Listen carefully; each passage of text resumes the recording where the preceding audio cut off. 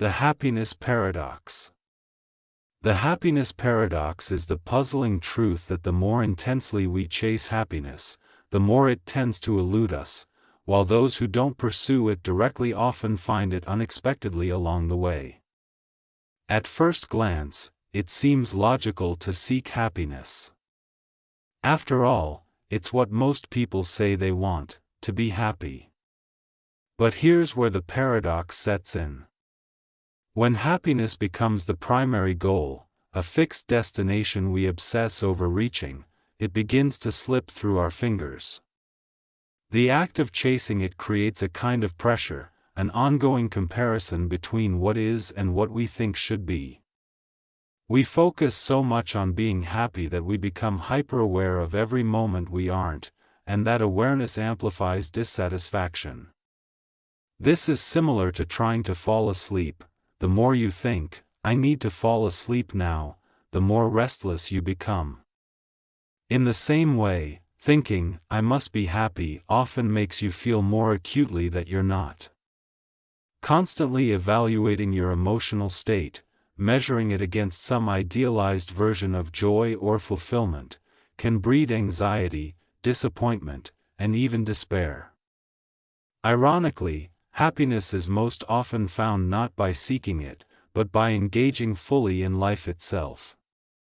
It arises as a byproduct of meaningful work, deep relationships, creativity, curiosity, acts of kindness, or simply being present. People immersed in what psychologists call flow states, moments of total focus and engagement, aren't chasing happiness in those moments. They're too absorbed to think about it. Yet, after the fact, they often describe those experiences as some of the happiest. There's also a social dimension to the paradox. In cultures where happiness is heavily emphasized, even marketed, people often report lower life satisfaction. This may be because the pressure to feel happy creates a stigma around normal human emotions like sadness, boredom, or frustration. When people feel unhappy about feeling unhappy, it creates a second layer of suffering, a sense of failure or inadequacy. In contrast, cultures that emphasize meaning, connection, or contribution tend to foster a deeper, more sustainable sense of well-being, even if happiness itself is not the explicit goal. The happiness paradox teaches that happiness, like a butterfly, often lands softly on your shoulder when you stop trying to catch it. It flourishes in moments of authenticity, presence, and purpose, not in the pursuit of pleasure or avoidance of pain. In essence, happiness is not something you grasp, it's something you allow. And the more you let go of needing to feel it all the time, the more space you create for it to naturally arise. The paradox of choice. The paradox of choice is a psychological and philosophical idea that challenges the common assumption that more choices lead to greater freedom and happiness. Coined and explored in depth by psychologist Barry Schwartz in his book The Paradox of Choice, Why More is Less, the paradox reveals that while some choice is undoubtedly beneficial, an overabundance of options can lead to anxiety, dissatisfaction, and even paralysis. In a society that equates freedom with having numerous alternatives, the ability to choose seems to be the ultimate expression of autonomy.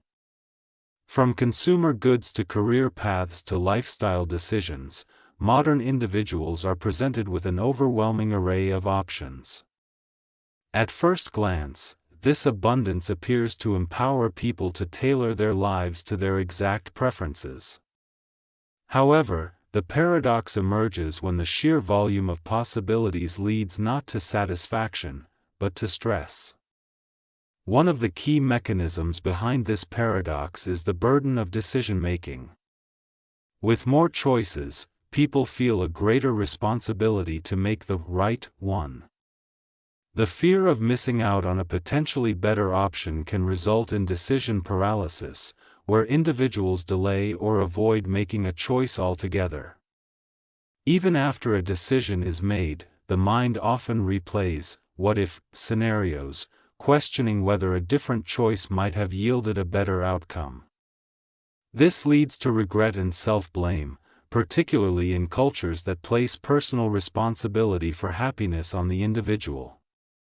Another consequence is the rise in unrealistic expectations. When there are many alternatives, people expect more from the choice they make. If the result is anything short of perfect, it feels disappointing, not because it's bad, but because of how much better it could have been in theory.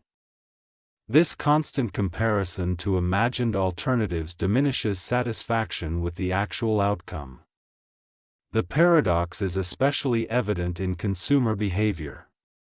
For example, when a person enters a store and sees 30 types of toothpaste, the decision becomes more exhausting than empowering. Studies have shown that people are more likely to make a purchase, and be happier with it, when offered fewer options. Too many choices tax cognitive resources, cause emotional strain, and often lead to a feeling of emptiness rather than fulfillment. In essence, the paradox of choice reveals that while autonomy and self-determination are vital to human well-being, there is a point at which the freedom to choose turns into a psychological burden. Simplicity, constraints, and well-designed limits can paradoxically foster a greater sense of clarity, peace, and satisfaction. The creativity paradox. The creativity paradox is the intriguing and often frustrating reality that creativity thrives under certain constraints, but with too much freedom, it can stall. While creativity is typically associated with boundless imagination, originality, and thinking outside the box, the paradox is that it often needs a box to push against. Rather than being hindered by limitations, creative thought is frequently sparked, shaped, and sharpened by them. At first glance, creativity seems to require complete freedom. The ideal might be pictured as an artist with unlimited time, no rules, and a blank canvas, or a writer free to pursue any story without deadlines or expectations. But this unstructured abundance can quickly become paralyzing. Too many options, too few boundaries, and too much space often result in creative block rather than breakthrough. Faced with endless possibilities, the mind doesn't soar, it freezes. This phenomenon is connected to a psychological concept known as choice overload. Just as people struggle to make decisions when confronted with too many options, creators can struggle to focus, commit, or begin when there are no constraints to narrow the path. Structure, paradoxically, helps creativity by providing focus, setting boundaries, and creating challenges that the mind seeks to solve. Take, for example, poetic forms like the sonnet or haiku. These highly structured formats seem restrictive, yet they have inspired centuries of artistic expression. Similarly, filmmakers working with limited budgets often produce more inventive, resourceful work than those with unlimited resources. In software development, tight constraints often lead to elegant, efficient code. Across disciplines, creativity flourishes not in the absence of limitation, but because of it. There is also a deeper layer to the creativity paradox. Creativity requires both freedom and discipline, chaos and order, intuition and technique. Too much control stifles the unexpected, too much looseness dissipates energy. The most creative minds are not those who resist structure altogether, but those who learn how to play within it, bend it, or even reimagine it. Moreover, creative work often requires not just spontaneous inspiration, but persistence, failure, and iteration. Waiting for the perfect idea or ideal moment can leave creators stuck in inertia. But showing up consistently, writing a page a day, sketching for an hour, brainstorming under deadline, often leads to unexpected brilliance. Creativity is not only a flash of genius, it's a product of commitment, habit, and work. This paradox is also emotional. People often feel they need to be in a perfect state of mind to create, relaxed, inspired, confident. But some of the best art emerges from struggle, boredom, or tension. Ironically, trying too hard to be creative can block the very spontaneity that creativity demands. Letting go of perfection, embracing imperfection, and surrendering to the process often unlock deeper, more authentic expression. Ultimately, the creativity paradox teaches that creativity is not about total freedom, but about the dynamic tension between freedom and form. It's in working with what we have, whether limits, rules, flaws, or obstacles, that innovation and beauty are born. Far from being a spark that appears only in ideal conditions, creativity is a resilient, adaptable force that often shines brightest under pressure. The knowledge paradox. The knowledge paradox is the paradoxical insight that the more we know, the more we realize how little we actually understand. As knowledge expands, so too does our awareness of its limits, leading to a humbling sense of uncertainty rather than the confidence we might expect. This phenomenon reveals that the pursuit of knowledge often uncovers not answers, but deeper, more complex questions. The roots of this paradox can be traced back to ancient philosophy, particularly in the words attributed to Socrates, "I know that I know nothing." Far from being a statement of ignorance, this was a recognition of intellectual humility, the understanding that true wisdom lies in acknowledging the vastness of the unknown. The more deeply one studies a subject, the more they encounter its nuances, contradictions, and unexplored dimensions. A beginner might feel certain and confident, but an expert often feels cautious, precisely because they have glimpsed the complexity beneath the surface. This is known in psychology as the Dunning-Kruger effect. Those with limited knowledge tend to overestimate their understanding, while those with deeper knowledge tend to underestimate theirs. As people learn more, they become more aware of what they don't know, and that awareness grows in proportion to their education. The knowledge paradox also manifests on a societal level. Scientific and technological progress often answers old questions only to raise new, more difficult ones. Discovering the structure of DNA, for example, opened up entire fields of genetics, ethics, and biotechnology, each bringing more questions than the original mystery resolved. Similarly, advances in physics, such as quantum mechanics or cosmology, have expanded our understanding of the universe, but also revealed profound mysteries about the nature of time, matter, and consciousness. Moreover, as knowledge becomes more specialized, it often becomes less accessible to outsiders. This leads to a paradox where society knows more collectively than ever before, but individuals may feel more confused or alienated.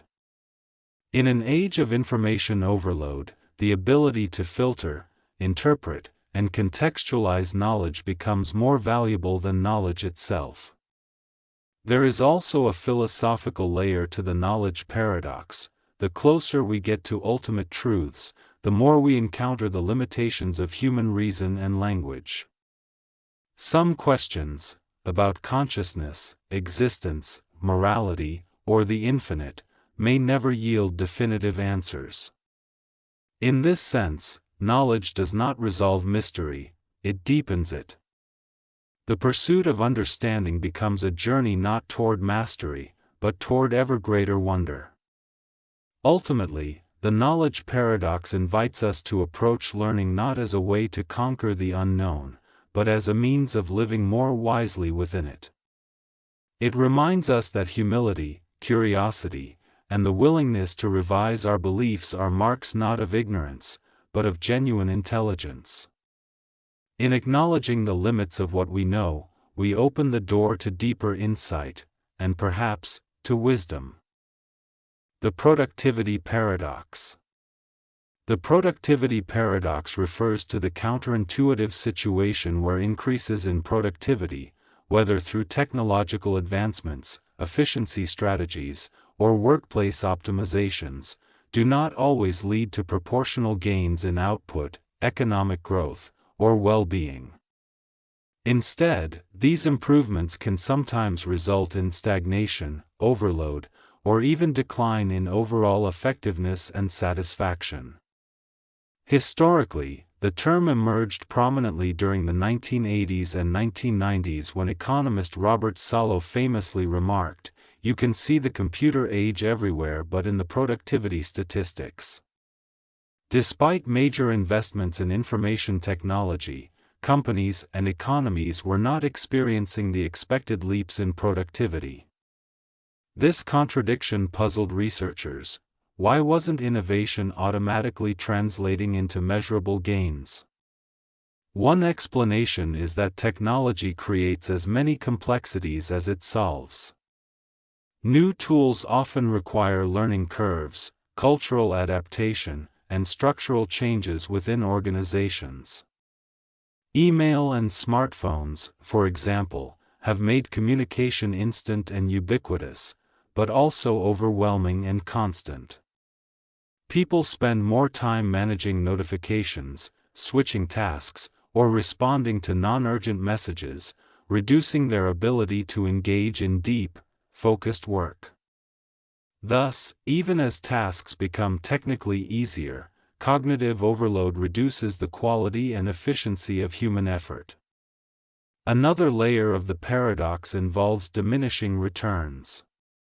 After a certain point, squeezing more productivity out of a person or system leads to burnout, stress, and reduced creativity.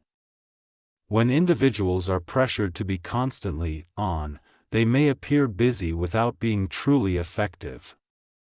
The more tightly time is managed, the more fragmented it becomes, leaving little room for reflection, innovation, or rest, all of which are necessary for meaningful progress. Moreover, short-term efficiency often comes at the cost of long-term resilience. In efforts to streamline, organizations may cut redundancy, eliminate slack, or automate processes. While this boosts immediate output, it can also make systems fragile and unable to adapt to disruptions. When something unexpected happens, like a supply chain issue or a crisis, those stripped-down systems often fail more catastrophically than less efficient ones. The paradox also applies at the personal level. People adopt productivity tools, time-saving hacks, or rigid schedules in pursuit of a more optimized life, only to find themselves busier, more anxious, and less fulfilled. Productivity becomes an end in itself rather than a means to a richer, more balanced life. Ironically, in the race to do more, we can lose sight of why we're doing anything at all. In essence, the productivity paradox reveals that more output does not automatically mean more value, and greater efficiency does not always lead to better outcomes. True productivity must be understood not only in terms of speed or volume, but also in terms of sustainability, purpose, and impact. Without a deeper awareness of these factors, efforts to increase productivity can paradoxically undermine the very goals they aim to achieve. The Independence Paradox. The Independence Paradox speaks to the deep and often unspoken tension between the desire to be self-sufficient and the reality of our need for others. It reflects the human yearning for freedom, autonomy, and self-mastery, paired with an equally strong, though sometimes hidden, longing for connection, support, and belonging. It arises when, in the pursuit of independence, we begin to isolate ourselves, when, in striving not to need anyone, we quietly deny a part of our nature that is fundamentally relational.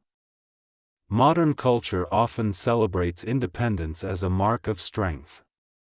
The ideal of the self-made person, the one who stands alone, who needs no help, who charts their own course, is held up as a kind of hero. We are taught to value autonomy, to take pride in handling things on our own, to associate dependence with weakness or immaturity. And yet, as we build walls to protect our independence, we may find that the very isolation we achieve begins to feel like a kind of prison. What once felt like freedom can start to resemble loneliness. This is the paradox: true independence cannot exist without some form of interdependence. No one learns, grows, or thrives in a vacuum. We are shaped by our relationships, nurtured by communities, and enriched by the ways others reflect our experiences back to us. Even the most inward-looking paths, creativity, self-discovery, healing, are often sparked or deepened by interactions with others. The more we deny this, the more brittle our independence becomes. It turns into a posture rather than a reality, defensive, self-protective, and exhausting to maintain. Conversely, those who allow themselves to depend on others, who accept vulnerability and connection, often become more resilient and grounded. They are not less independent, but more so, because their strength is not built on isolation, it is reinforced by trust, by love, by shared experience. Paradoxically, it is through meaningful connection that we develop the confidence and inner stability to stand on our own. In letting ourselves be held, we learn how to hold ourselves. This paradox also reveals itself in relationships: the fear of losing oneself in closeness, the instinct to pull away in order to preserve one's identity. But again, it is not separation that protects the self, it is clarity, communication, and trust. The person who clings to autonomy at all costs may miss out on the richness that comes from allowing another person into their life in a real and unguarded way. And yet, those who fuse too closely with others may lose sight of their own voice. Independence and connection, then, are not opposites but partners in a deeper kind of wholeness. The independence paradox doesn't ask us to choose between strength and vulnerability, between standing alone and standing with others. It asks us to hold both truths, that we are individuals with agency and uniqueness, and that we are also part of a larger web of mutual reliance.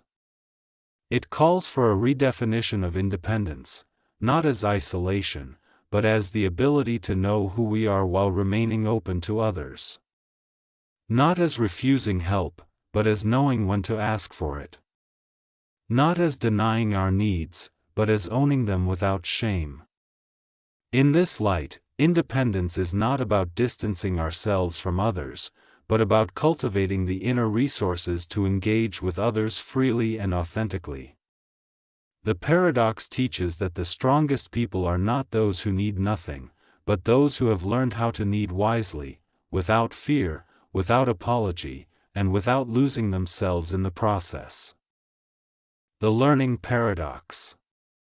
The learning paradox is the thought-provoking realization that true learning often begins with acknowledging how much we don't know, and that the more we learn, the more we become aware of our ignorance. It reveals a subtle contradiction: gaining knowledge expands our sense of how much more there is to learn, creating a dynamic where learning increases curiosity and humility, not certainty and finality. At the start of any learning journey, especially in unfamiliar areas, we may feel confident in our assumptions. With limited exposure, it's easy to believe we understand a subject well. This stage, often called unconscious ignorance, gives a false sense of mastery. But as we begin to explore more deeply, we encounter complexities, contradictions, and perspectives that challenge our early beliefs. Our initial clarity gives way to confusion, and we realize that our previous understanding was superficial at best. This is the heart of the learning paradox. Learning deepens awareness not only of what we know, but of how much we don't know. In fields like science, philosophy, history, or even self-knowledge, every insight seems to open the door to further questions. Expertise doesn't necessarily bring closure, it often brings greater sensitivity to nuance and uncertainty. The paradox also plays out in our mindset. People who learn effectively are not those who believe they already know everything, but those who remain open, curious, and willing to be wrong. In this way, humility is not a weakness in learning, it's a strength. A rigid belief in our own knowledge can blind us to new ideas or better methods. Conversely, recognizing our limitations creates space for growth. Educational psychologist David Dunning and his collaborator Justin Kruger famously demonstrated this dynamic through the Dunning-Kruger effect. People with low skill in a domain often overestimate their competence, while those with higher skill tend to underestimate theirs. As learning increases, so does a person's ability to recognize the depth of what they have yet to master. The learning paradox is also emotional. At times, deeper learning can lead to disillusionment or even discomfort. Studying history, for instance, may reveal painful truths. Learning about psychology or ethics may confront us with personal flaws or social injustices. Yet this discomfort is not a sign of failure, it's evidence of growth. Deep learning asks not just for intellectual engagement, but for moral and emotional courage. Philosophical traditions also recognize this paradox. Socratic wisdom is founded on the idea that the wise person is the one who knows they do not know. Similarly, Zen Buddhism teaches a beginner's mind, a stance of openness and humility, even in areas where one may have considerable experience. In essence, the learning paradox shows that learning is not a destination, but a continuous, unfolding process. The more we learn, the more we expand not just our knowledge, but our awareness of the vast, infinite landscape of the unknown. It reminds us that intellectual maturity is not marked by certainty, but by curiosity, flexibility, and a willingness to keep learning. Paradoxically, the path to wisdom begins not in what we claim to know, but in what we are brave enough to admit we don't. The effort paradox. The effort paradox is the counterintuitive truth that the harder we try to achieve certain outcomes, such as happiness, creativity, confidence, or even sleep, the more elusive those outcomes often become. It suggests that in some areas of life, trying too hard can actually work against us, and that effort, when misapplied, may hinder rather than help progress. At first glance, this seems to contradict everything we are taught. Effort is generally seen as the key to success. Work harder, and you'll go farther. And in many domains, studying for exams, building a business, training for a sport, this is absolutely true. But the paradox emerges when effort is applied to things that depend not solely on force, but on presence, flow, and trust. In these areas, striving can interfere with the very state of mind needed to succeed. Take sleep, for example. The more desperately someone tries to fall asleep, the more frustrated and anxious they become, making sleep even more difficult. Sleep happens when we let go, not when we force it. Similarly, happiness cannot be directly pursued like a trophy, it arises as a byproduct of meaningful action, connection, or presence. The harder one focuses on being happy, the more they tend to notice their unhappiness.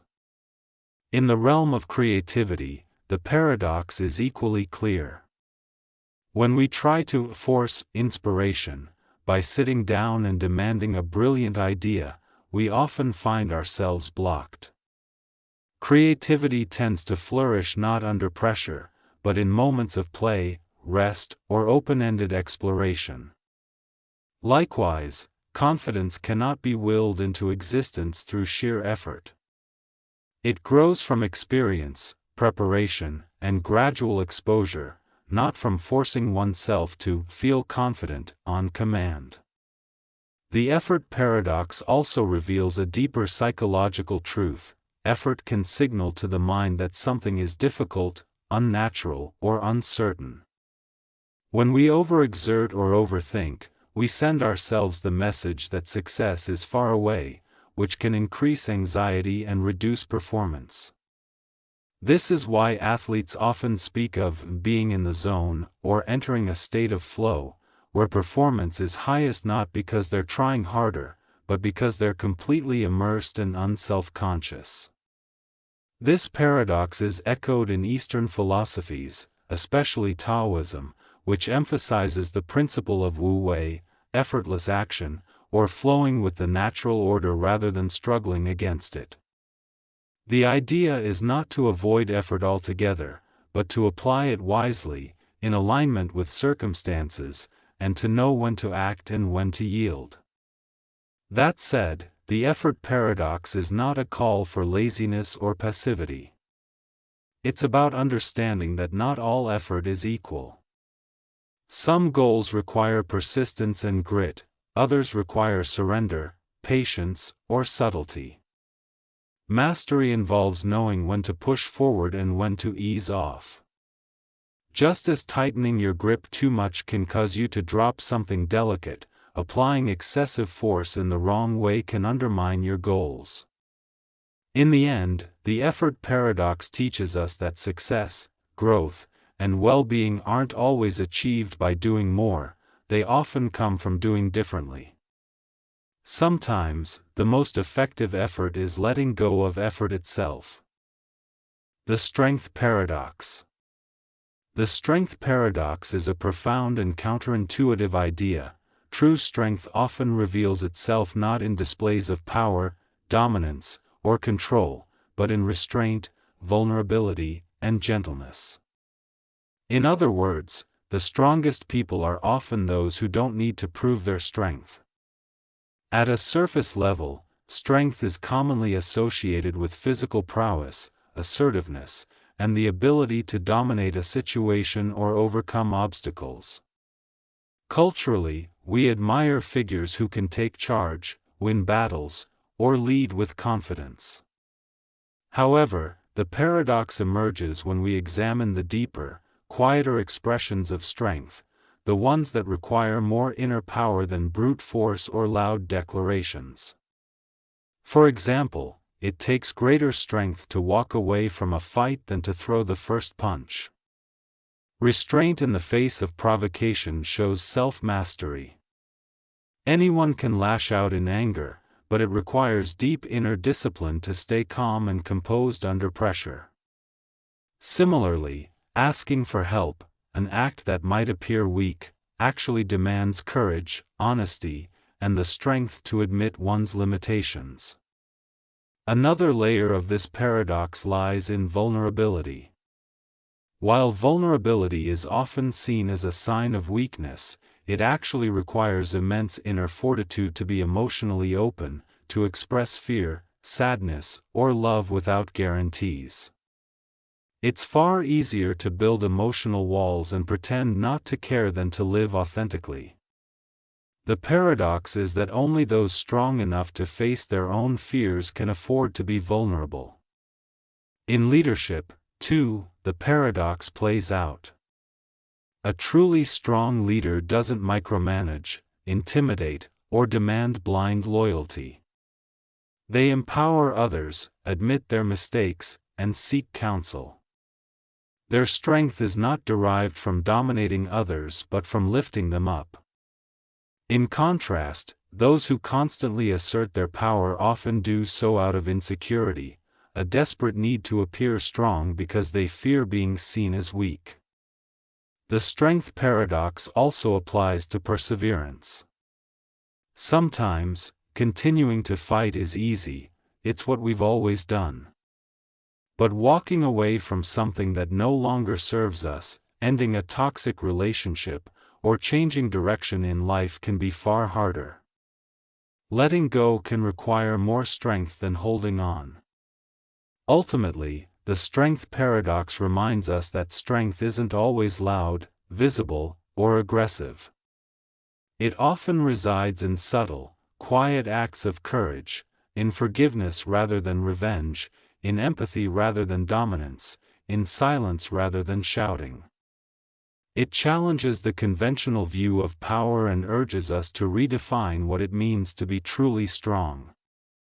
In essence, real strength lies in not having to appear strong. The more a person seeks to prove their toughness, the less secure they usually are. And those who seem soft on the outside may be the ones with the deepest reserves of strength within. The communication paradox. The communication paradox is the revealing contradiction that we often believe we are communicating most clearly when we're talking the most, but true communication often requires saying less, listening more, and leaving space for meaning to emerge. In other words, the more we try to explain, insist, or persuade, the more our message can become misunderstood or even lost. At a glance, communication seems simple. Express your thoughts, share your message, get your point across. But in practice, communication is layered, messy, and deeply human. It involves not just words, but tone, context, emotion, body language, and, most importantly, interpretation. The paradox emerges when we assume that more talking equals more clarity, or that more information guarantees better understanding. In reality, true connection often happens in silence, empathy, and mutual presence, not just in words. One common manifestation of the paradox is that the more we try to control how we're perceived, the less authentic we come across. Over-explaining, defending every point, or speaking without pause can signal insecurity rather than confidence.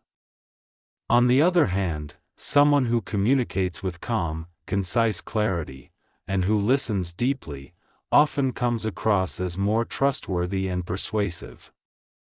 The paradox is that you earn more attention by speaking less, and gain more influence by listening more. Another layer is emotional communication.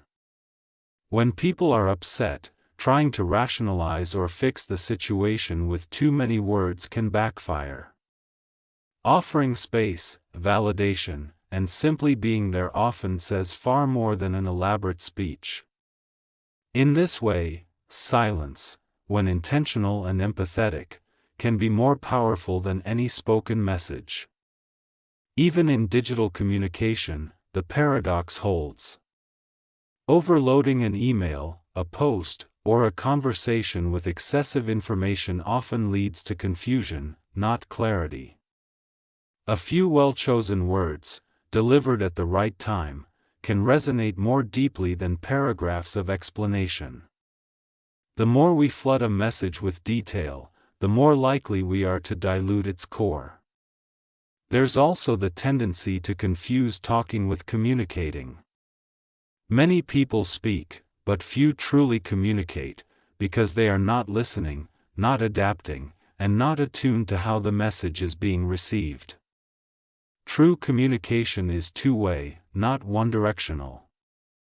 It's about understanding, not just expressing. And sometimes, the most meaningful part of communication is what's not being said, the subtext, the emotion, the silence between words. In essence, the communication paradox teaches us that communication is not about how much you say, but how well you connect. It requires listening without preparing a response, speaking without needing to dominate, and creating enough space for mutual understanding to arise.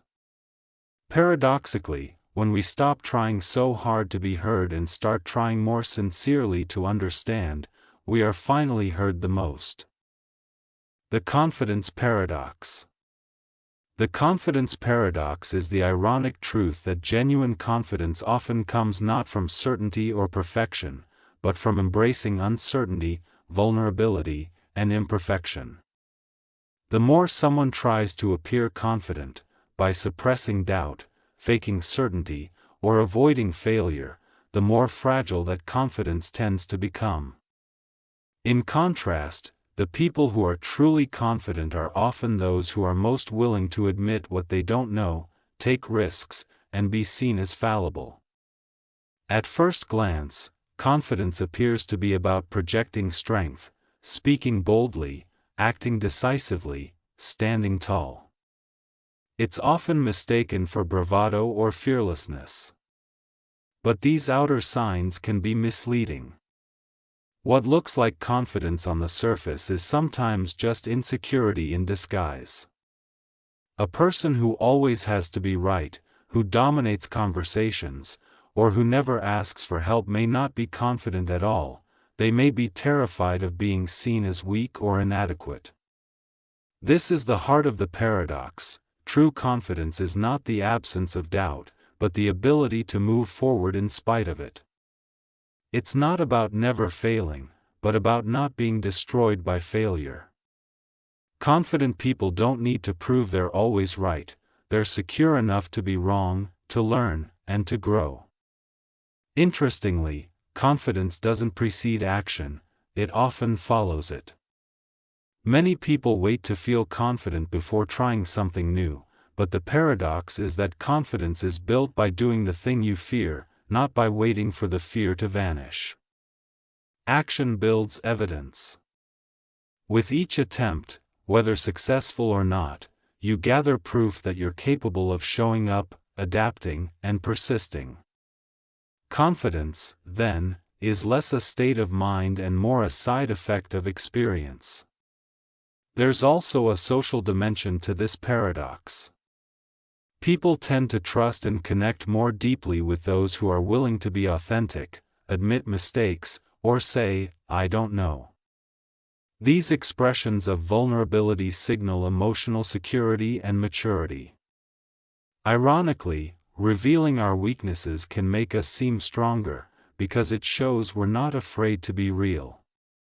This idea is echoed in leadership, where the most effective leaders are not those who pretend to have all the answers, but those who create space for others' input, own their mistakes, and inspire trust through transparency.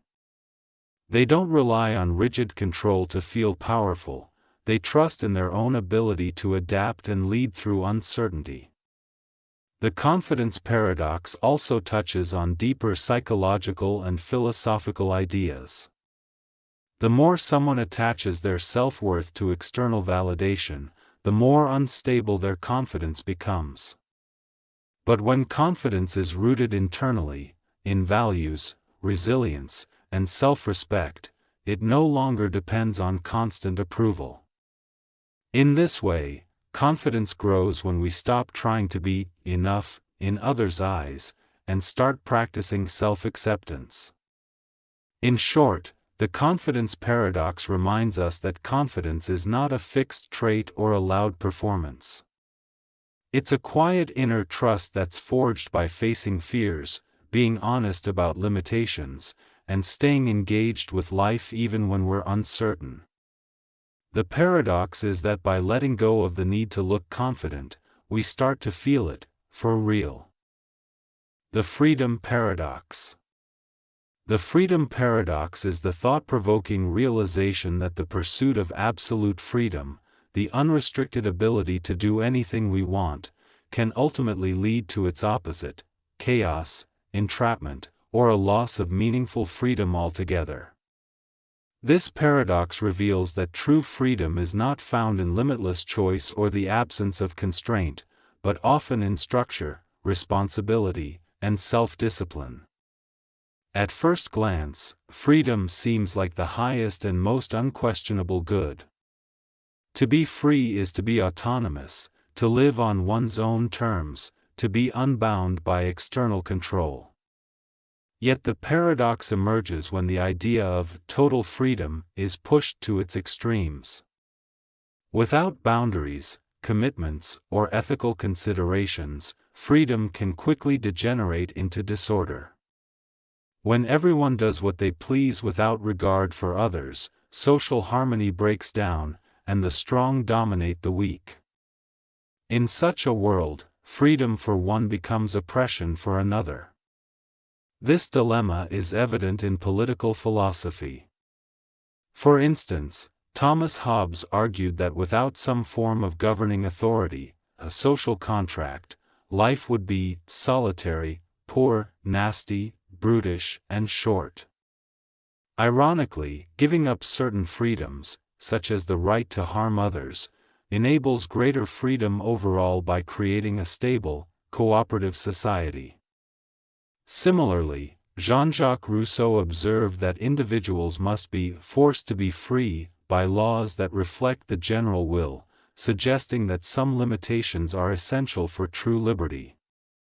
On a personal level, the paradox appears in how we live our daily lives. If one seeks freedom as the ability to indulge every whim, avoiding responsibility, commitment, or routine, it often leads to inner bondage. A person who refuses to be tied down may avoid relationships, work, or goals, only to feel lost, isolated, or unfulfilled. Without direction or purpose, life's wide-open possibilities can become overwhelming, leading not to liberation but to paralysis or emptiness.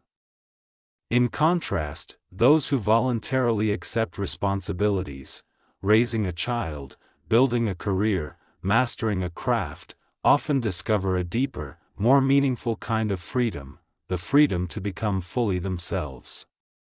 There's also a psychological aspect to this paradox. The modern world offers unprecedented choices in careers, relationships, consumer goods, and identities. Yet rather than feeling liberated, many people report increased anxiety, decision fatigue, and a fear of missing out.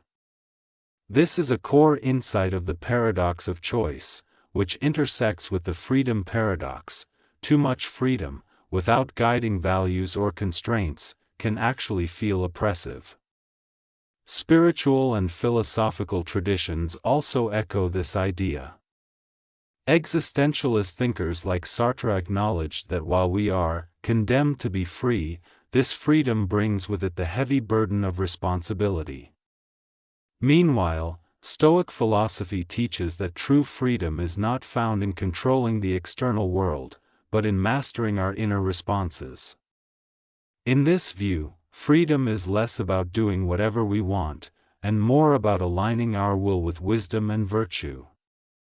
Ultimately, the freedom paradox teaches that freedom without limits is not freedom at all, it is disorientation, or even self-destruction. True freedom often involves willingly choosing constraints that reflect our values, protect others, and give our lives shape. In this way, paradoxically, we become most free not by escaping all limits, but by choosing the right ones. The generosity paradox.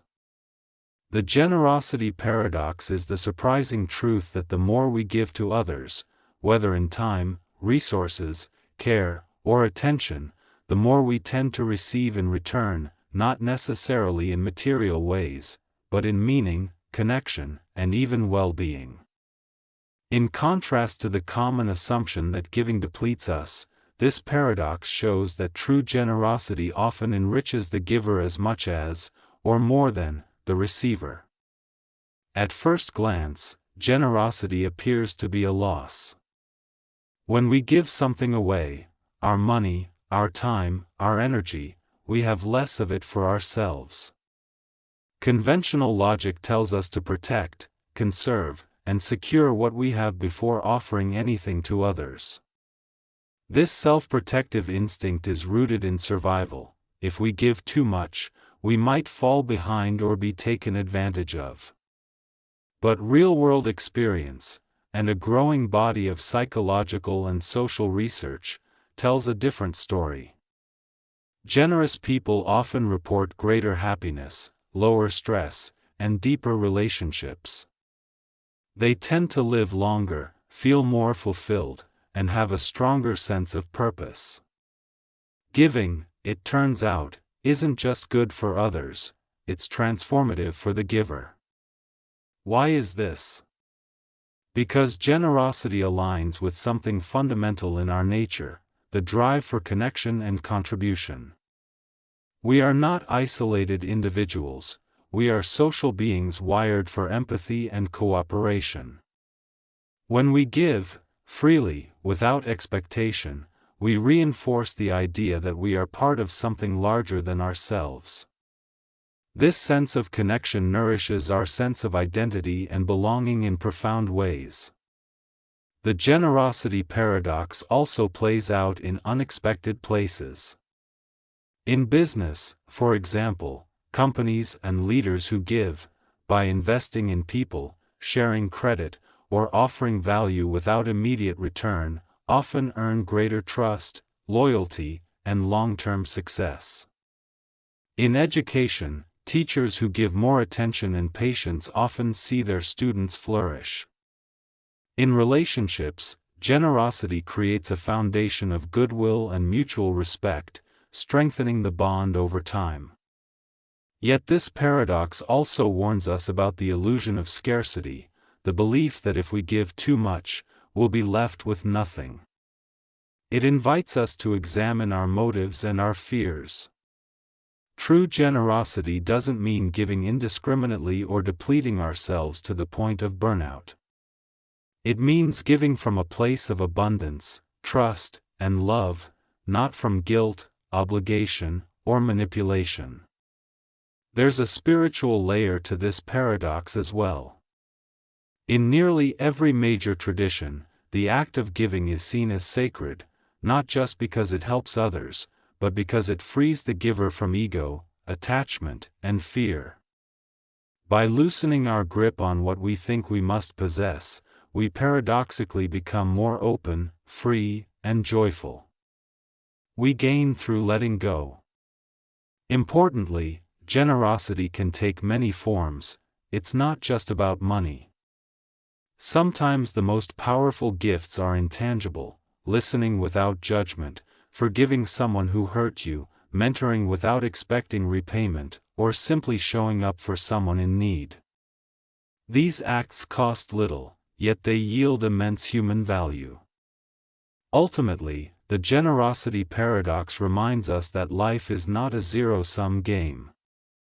Giving does not subtract from our lives, it adds to them. The more we contribute to the well-being of others, the more we cultivate meaning in our own lives. In choosing to share rather than hoard, to extend rather than withdraw, we don't become poorer, we become richer in all the ways that truly matter. The intimacy paradox. The intimacy paradox is the poignant truth that the very closeness we long for with others, emotional intimacy, vulnerability, love, often requires us to expose the parts of ourselves we most want to hide. And yet, it is only by revealing those tender, uncertain places that true intimacy can form. In essence, we can only be fully loved when we stop trying to appear fully lovable. At the surface, intimacy seems like something easy and natural, a connection that deepens over time, built on shared experiences, mutual affection, and physical or emotional closeness. But in reality, intimacy is often fraught with fear, not because we don't desire it, but because getting close to someone means letting them see who we really are. And who we really are often feels messy, insecure, ashamed, or afraid. The paradox emerges like this: in order to feel deeply connected, we must be vulnerable. But being vulnerable means taking the risk of being rejected. So the instinct is to protect ourselves, to polish our image, downplay our needs, or keep quiet about our fears. We may try to seem strong, put together, or emotionally independent, thinking that this will make others respect or love us more. And yet, the result is often the opposite. The more we guard our inner selves, the less seen, and less connected, we feel. This is the trap of the intimacy paradox. The very strategies we use to protect ourselves from hurt end up keeping us alone. We crave closeness, but avoid the openness that closeness demands. We long to be known, but are afraid of being found out. Intimacy requires a surrender of control. When we share our secrets, our wounds, or our fears with another person, we place our emotional safety in their hands. This is terrifying. But it's also what makes intimacy so meaningful, to be accepted not for who we pretend to be, but for who we really are. And when that acceptance happens, when we are met with empathy rather than judgment, a powerful sense of connection emerges. This paradox also helps explain why many relationships feel emotionally distant, even when they seem healthy on the surface. Without vulnerability, there may be politeness, harmony, even affection, but not intimacy. True intimacy isn't built on constant agreement or smooth conversation, it's built on truth, mutual risk, and emotional honesty. Psychologists have shown that vulnerability, the willingness to express needs, admit mistakes, or ask for reassurance, is one of the most powerful predictors of deep, lasting connection. But it also depends on trust.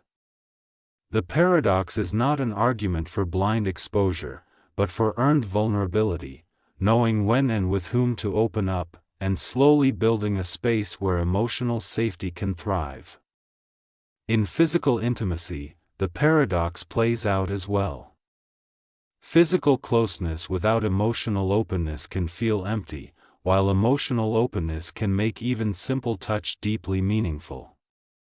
Intimacy is not merely about proximity, it's about being emotionally naked, willing to be seen in our raw, unguarded truth. There is also a spiritual and existential layer to the intimacy paradox. In being truly intimate with another, we confront our own fragility and interdependence.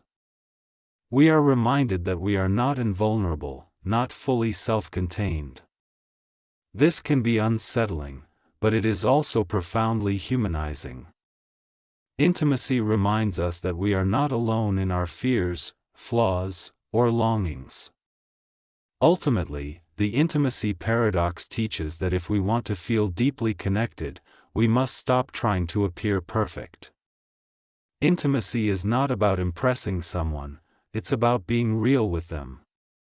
And while that reality may feel risky, it's the only path to a kind of love and connection that is not only deep, but true. The love paradox. The love paradox is the deeply human contradiction that while love requires vulnerability, openness, and the willingness to let someone deeply into our lives, those very conditions also expose us to pain, loss, and heartbreak. The more we love, the more we stand to lose, yet we continue to seek love, because without it, life feels incomplete, empty, or diminished. In essence, the paradox is this: to fully experience love, we must accept the risk of losing it. Love, whether romantic, platonic, or familial, is one of the most powerful forces in human life. It gives us meaning, connection, purpose, and joy. But love also creates emotional dependence, attachment, and longing. When we love someone, we allow them the power to affect us deeply, to comfort us, yes, but also to hurt us, disappoint us, or leave us. In trying to protect ourselves from these possibilities, by holding back, avoiding commitment, or suppressing feelings, we often block ourselves from experiencing the richness and depth that love can offer. This is the paradox in its rawest form: love demands vulnerability, but vulnerability makes us fragile. And yet, love cannot exist without it. An attempt to control, possess, or perfect love, to keep it safe and predictable, often leads to its deterioration. True love is not immune to pain, it is entwined with it. The very depth of our affection creates the potential for suffering, especially in times of separation, betrayal, or death. Psychologically, the love paradox plays out in the tension between autonomy and connection.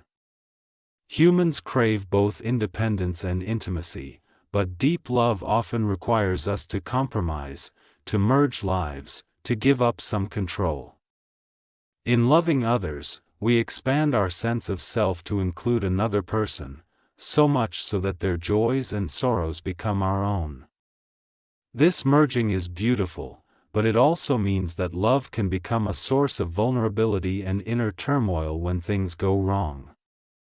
There is also the fear that giving love freely might not be reciprocated, that we might offer our hearts only to be rejected or misunderstood. This fear holds many back from expressing their deepest feelings.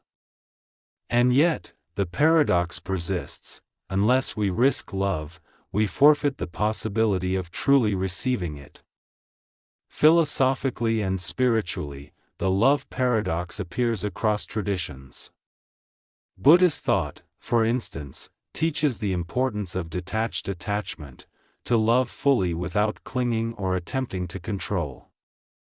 Similarly, Christian teachings emphasize selfless, sacrificial love that gives without expecting in return.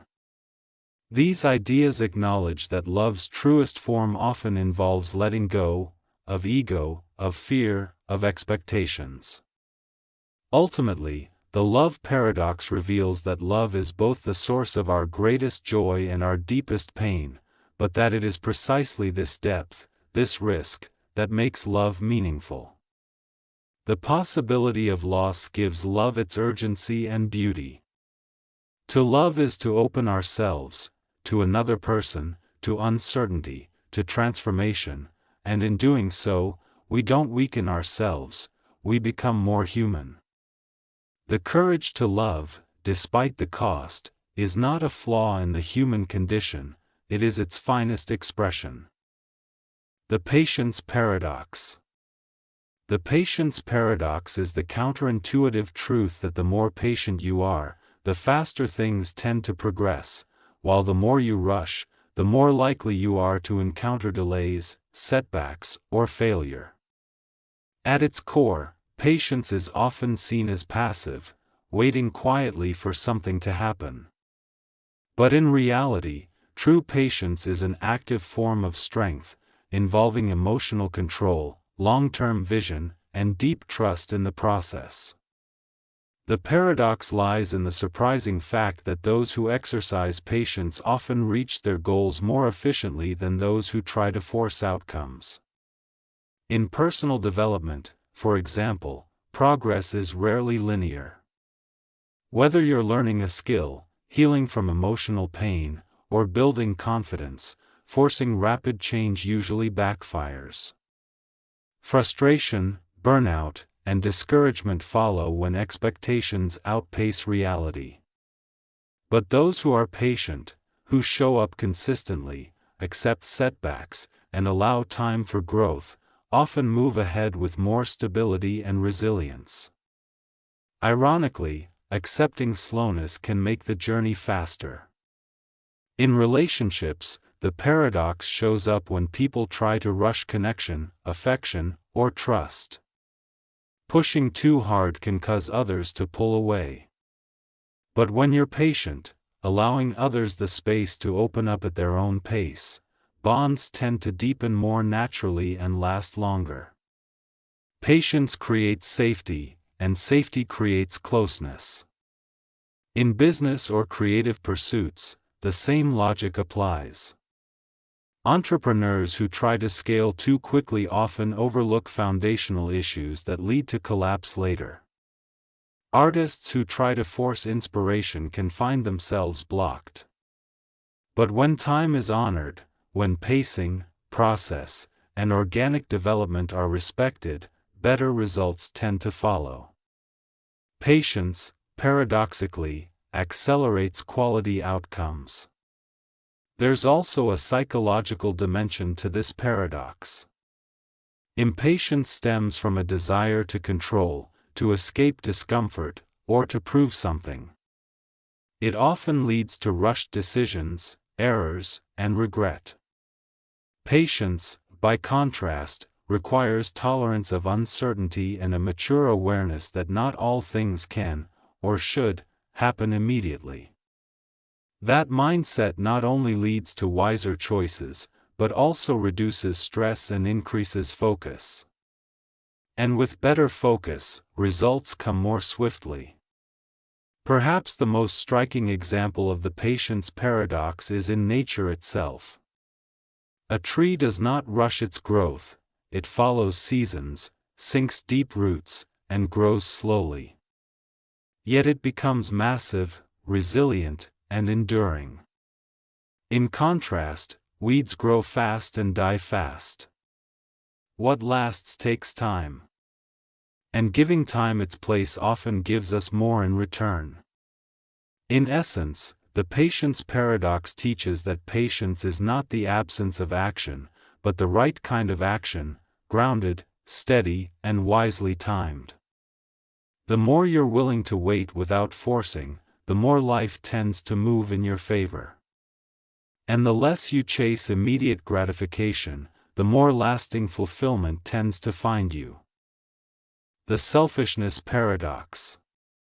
The Selfishness Paradox captures the counterintuitive idea that individuals who focus primarily on serving their own interests often end up less satisfied, less successful, and even less secure than those who behave with generosity, cooperation, or altruism. Though selfishness is often assumed to be a logical strategy for personal gain, especially in competitive environments, this paradox reveals that self-centered behavior can ultimately undermine the very goals it seeks to achieve. At the core of the paradox is a tension between short-term individual benefit and long-term collective stability. A selfish person may initially gain advantages, more resources, more attention, more control, by prioritizing themselves over others. However, over time, this behavior tends to erode trust, damage relationships, and alienate allies. Human beings are social creatures, and much of what we achieve depends on cooperation, goodwill, and reciprocity. When someone consistently acts in their own interest at the expense of others, they often lose access to the very networks and mutual support systems that make long-term success and happiness possible.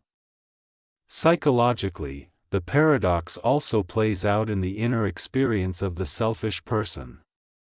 Numerous studies in positive psychology suggest that people who engage in acts of kindness, generosity, or service report higher levels of well-being, meaning, and life satisfaction.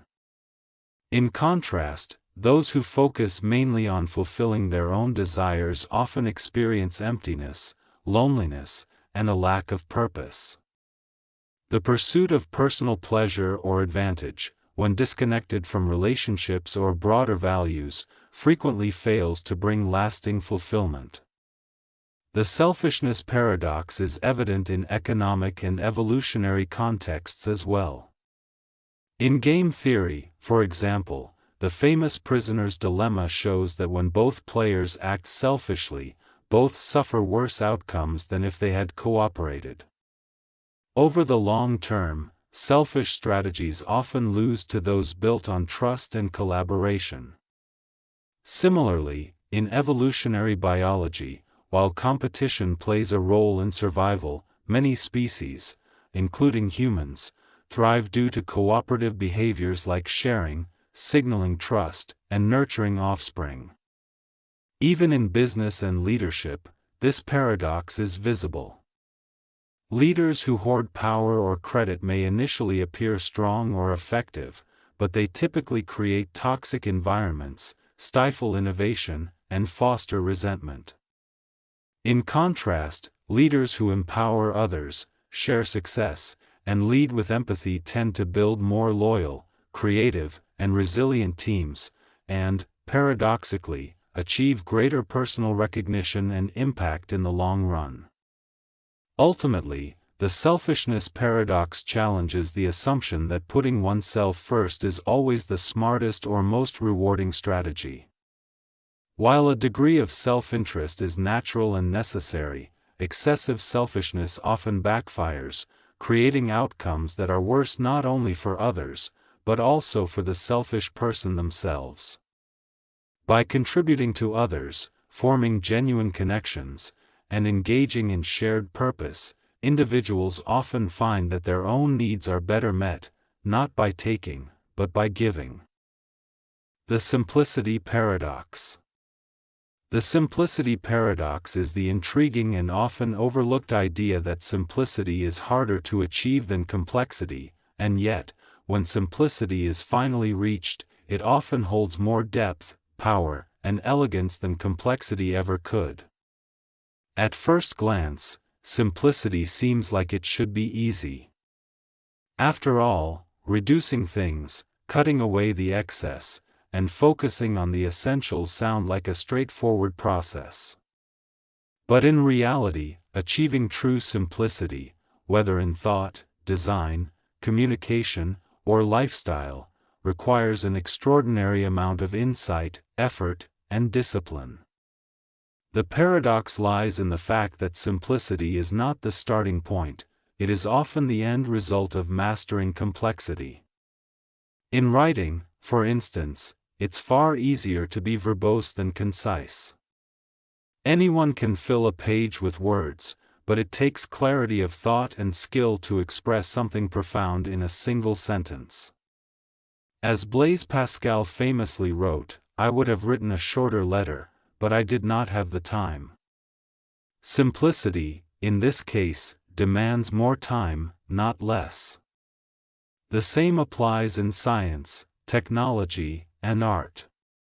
Simple solutions, those that are clean, elegant, and intuitive, are typically the product of deep understanding and numerous iterations. The genius of a well-designed product or a minimalist piece of art often lies in what was intentionally left out. Steve Jobs championed this in Apple's design philosophy. The pursuit of simplicity required obsessive attention to detail and relentless refinement. In personal life, too, the simplicity paradox is at play. A simple life is not necessarily an easy or basic one. It often requires letting go of attachments, resisting societal pressures, and making conscious choices about what truly matters. It means prioritizing quality over quantity, depth over breadth, and presence over busyness. Ironically, simplifying one's life can be one of the most complex and demanding journeys a person undertakes. Moreover, simplicity is often mistaken for naivety or lack of sophistication, when in fact it can be a sign of wisdom. A truly wise person can take a complicated issue and distill it into something accessible and clear. This is not a sign of superficial thinking, it's a sign of mastery. The paradox is that the simpler something appears, the more invisible the complexity behind it may be.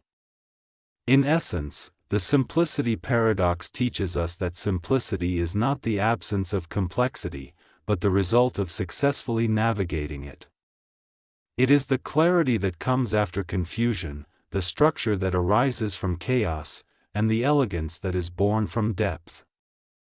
Simplicity is not simplistic, it is refined. To be simple is not to lack, it is to know exactly what to include. And that is what makes simplicity so paradoxically difficult, and so profoundly beautiful.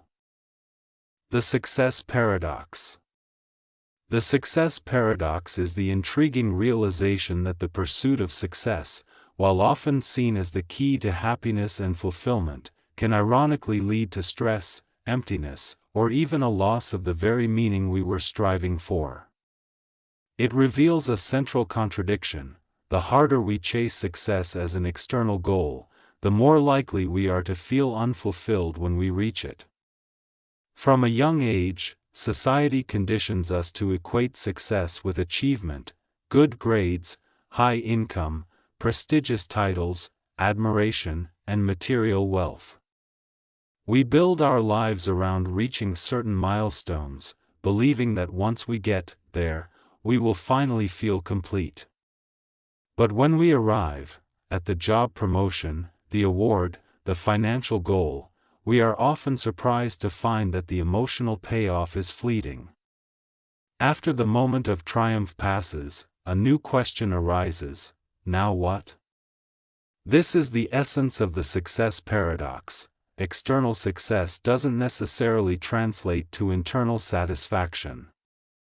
In fact, the more we base our identity on outward accomplishments, the more unstable our self-worth becomes.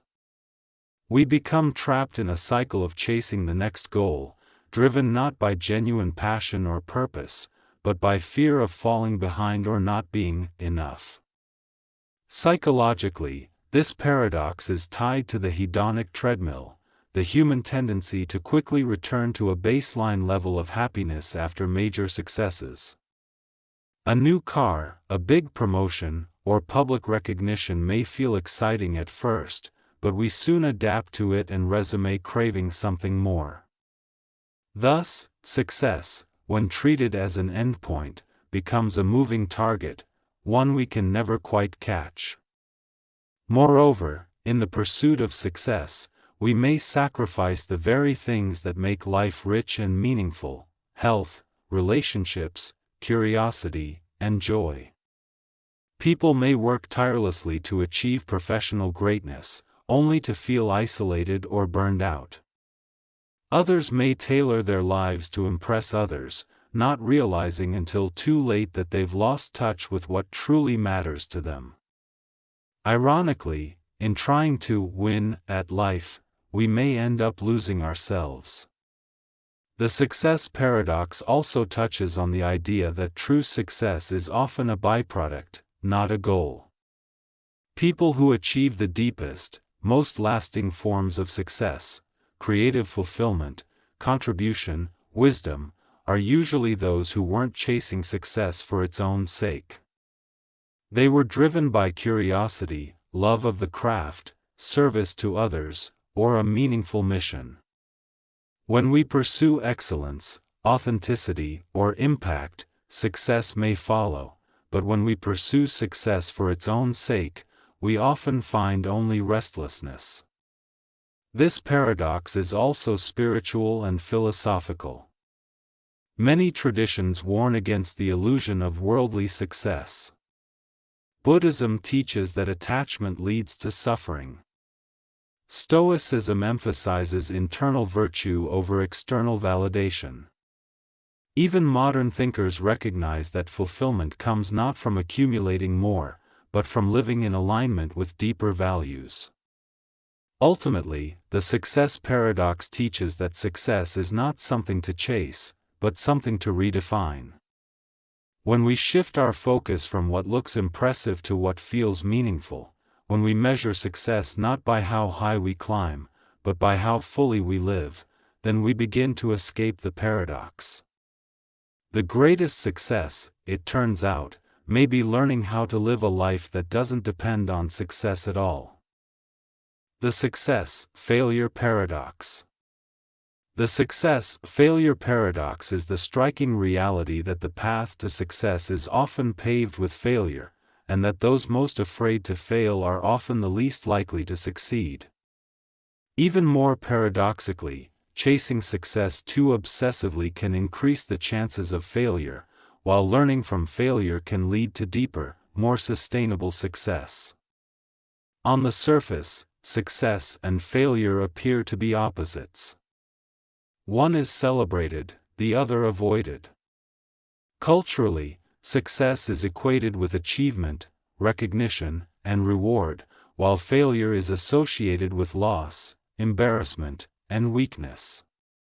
But this simplistic view obscures a deeper truth: failure is not the enemy of success, it is often the teacher that makes success possible.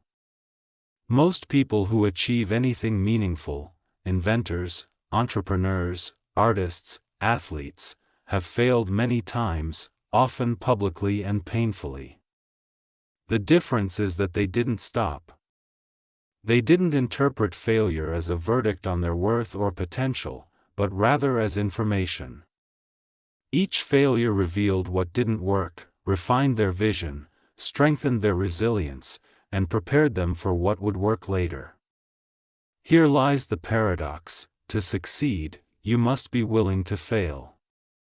And not just once, but potentially many times.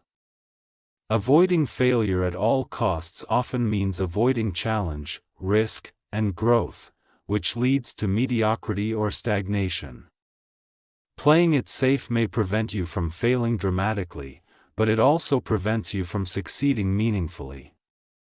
There's another layer to the paradox: the more you fixate on the outcome of success, the more you may undermine the process that leads to it. When success becomes an obsession, measured by wealth, status, or external approval, people often make desperate or inauthentic choices. They cut corners, rush the process, or abandon their values. This short-term thinking can backfire, leading not only to failure, but to the kind that feels hollow or self-inflicted.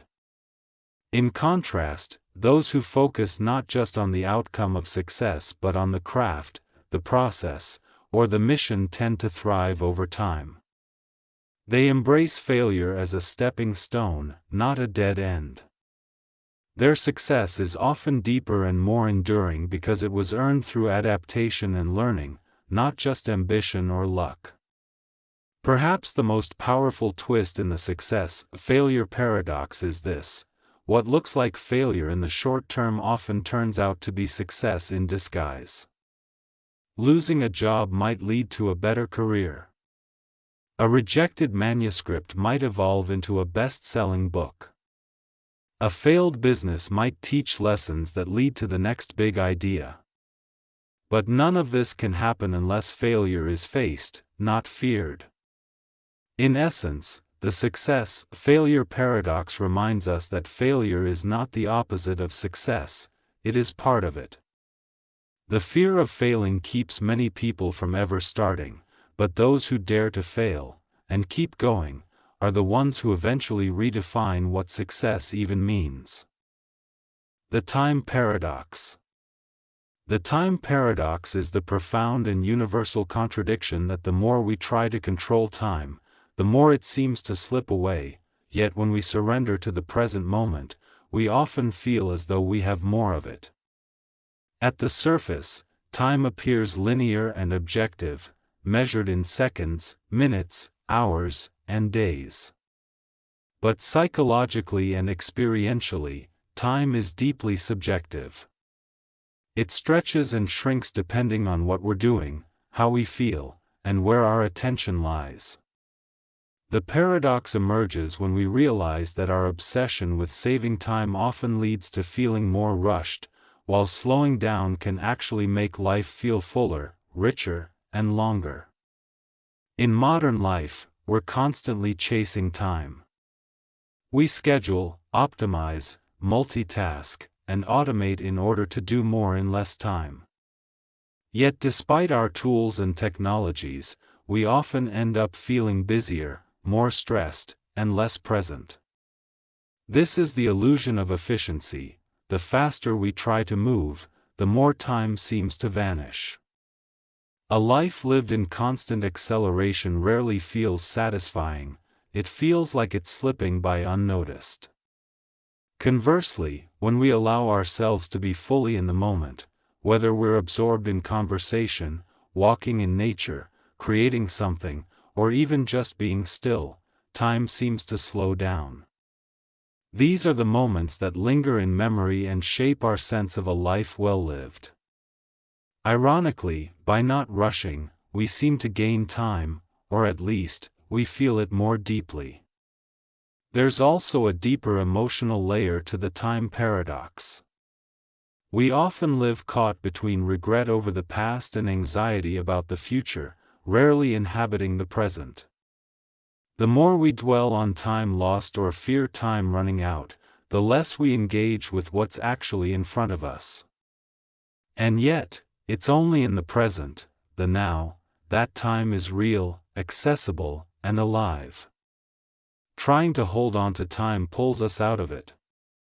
In relationships, too, this paradox plays out.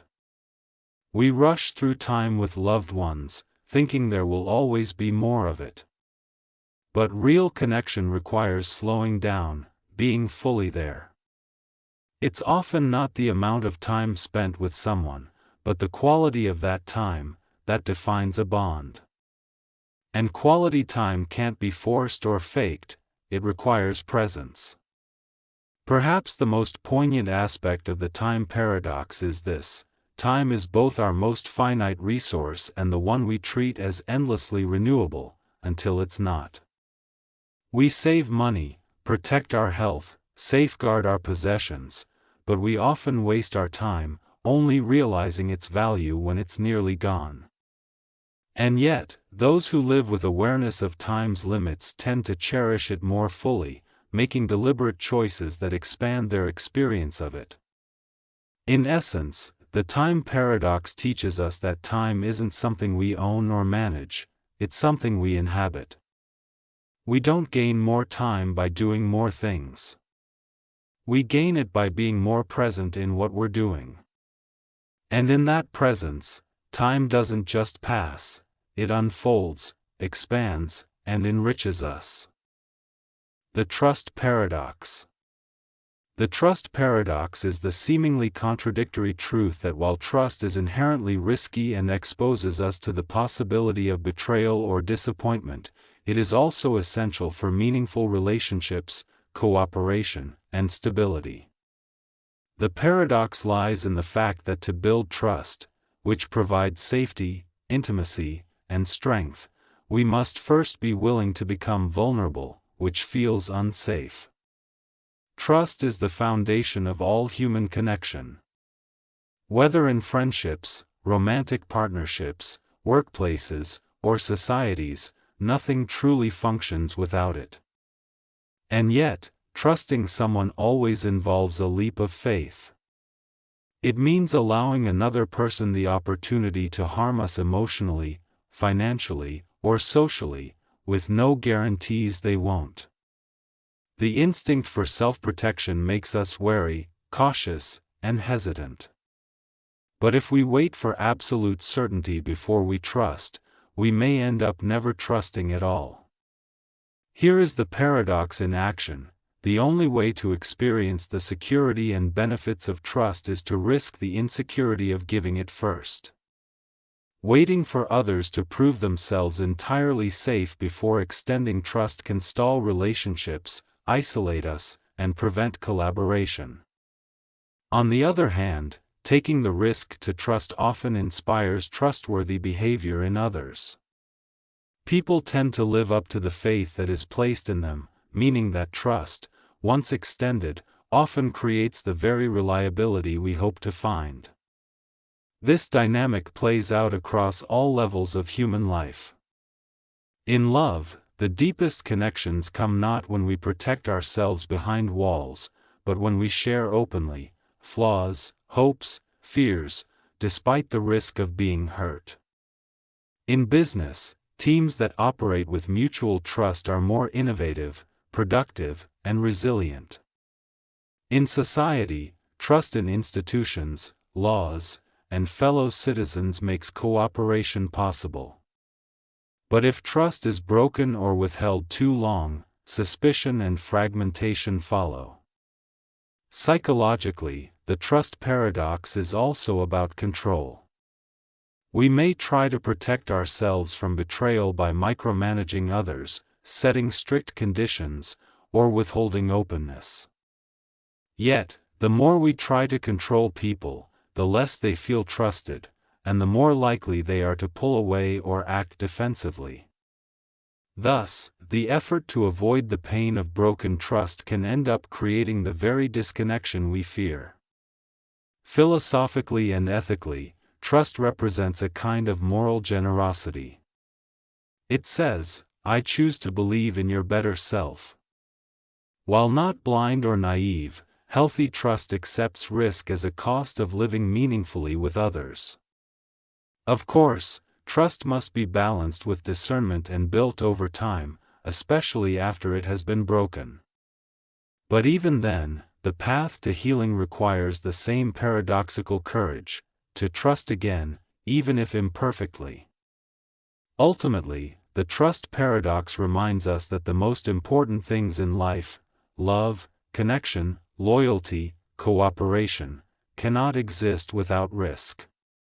By opening ourselves to uncertainty and placing faith in others, we expose ourselves to hurt, but we also open the door to belonging, understanding, and mutual growth. Trust is a gamble, but without it, there is no real game to play.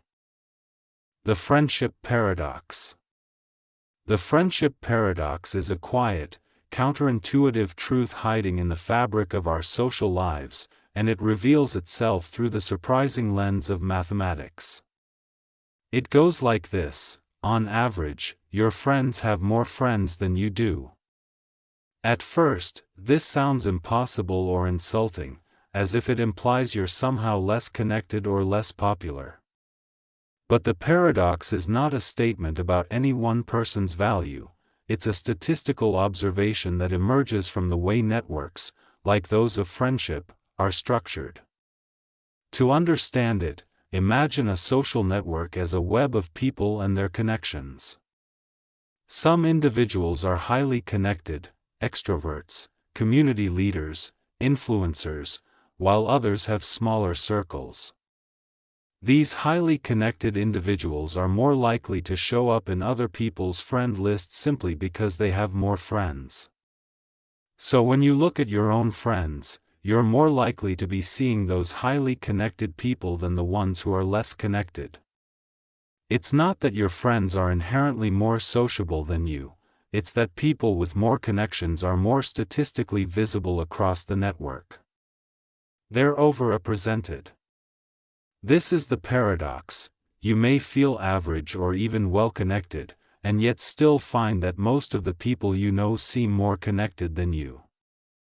And that feeling isn't an illusion, it's backed by network mathematics. The same principle applies beyond friendships. In many types of networks, social, professional, or even academic citation networks, most individuals are connected to nodes that are themselves unusually well connected. Your co-workers, on average, have more colleagues than you. The papers you read are, on average, cited more often than the papers you write. In life, this mathematical insight can subtly shape perception. It can lead to feelings of inadequacy or social comparison. If it seems like everyone else has more friends, more followers, more connections, you might wonder what you're missing. But the friendship paradox offers a quiet reassurance: you're not missing anything. You're just caught in a statistical reality that favors visibility over balance.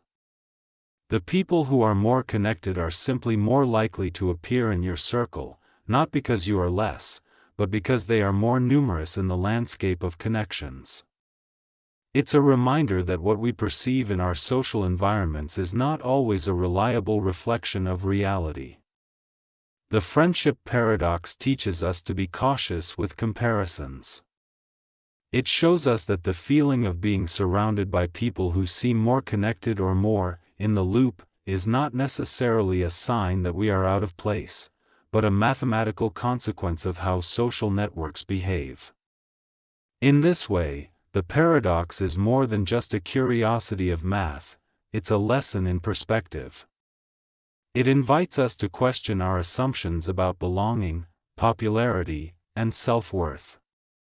It reminds us that data and perception can diverge, and that understanding the patterns beneath the surface can help us move through the social world with a little more clarity and a little less self-doubt.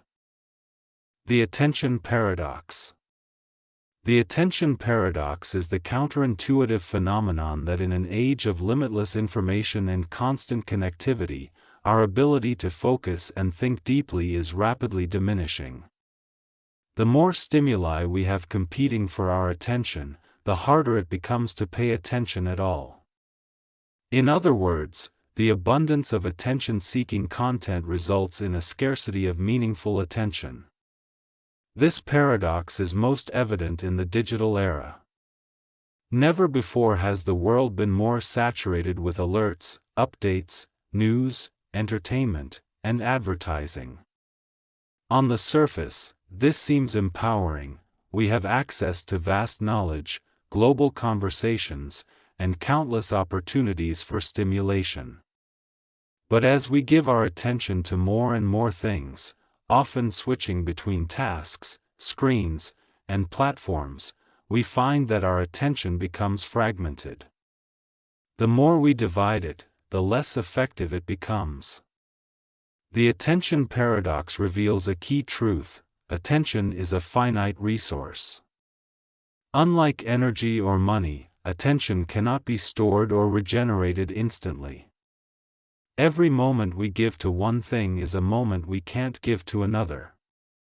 As our attention is pulled in multiple directions, our ability to engage deeply, reflect clearly, or connect meaningfully suffers. Multitasking, despite its appeal, reduces cognitive performance and lowers retention and creativity.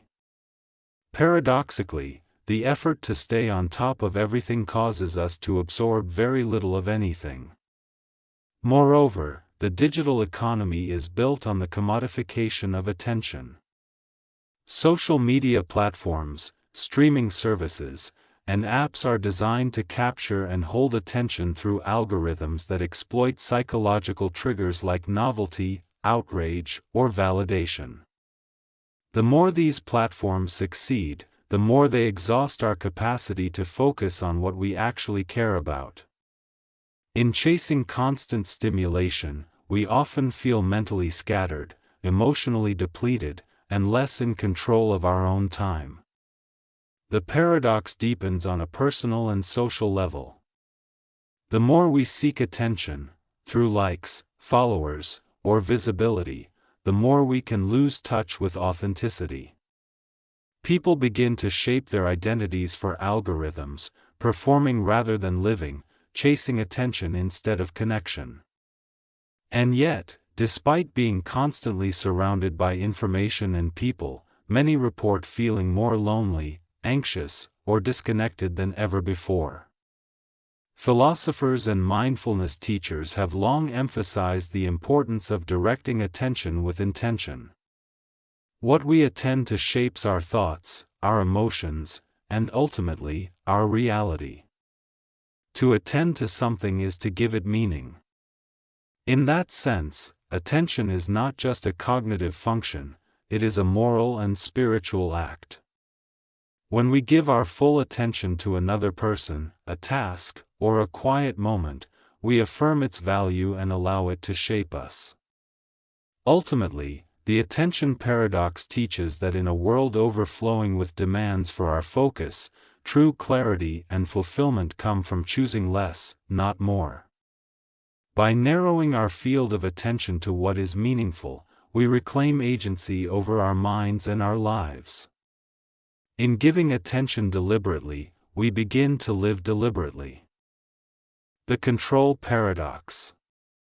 The control paradox refers to the counterintuitive phenomenon where the more intensely a person tries to control every aspect of their life, environment, or other people, the less actual control they tend to experience, and the more stress, anxiety, and dissatisfaction they often feel.